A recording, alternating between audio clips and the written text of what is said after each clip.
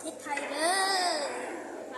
ขอบใจหลายๆที่คนมาชมวิวแบบว่ามีป่าหลายๆพิพิธภัณฑ์สัตว์น้ำ ถ้าไปเบิ่งก่อนอันนี้ค่ะนี่ป่า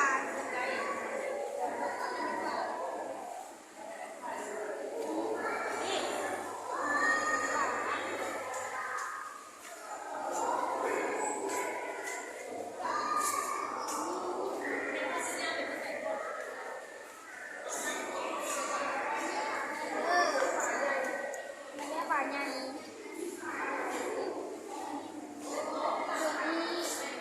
ป่าที่มันมีหาดเป็นวงนักด้วยนะ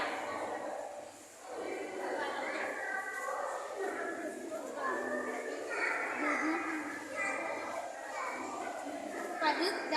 ำปลาดึก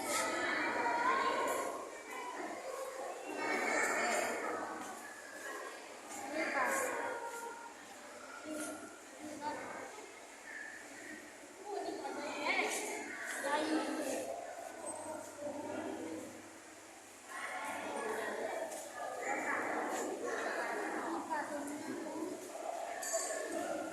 มาเบิ่งทางนี้เด้อ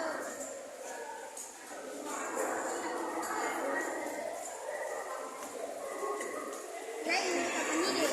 อุโมงค์ไปอุโมงค์ก่อน ตัวนี้อุโมงค์ป่าในแท้ในบ่อมีอุโมงค์ป่า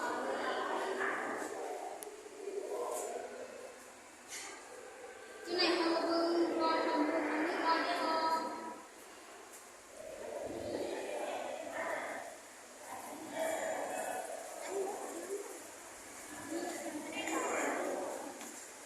ป่าข้างตัวป่าที่มัน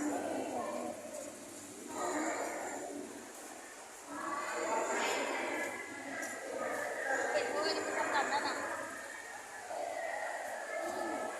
มีช้างป่า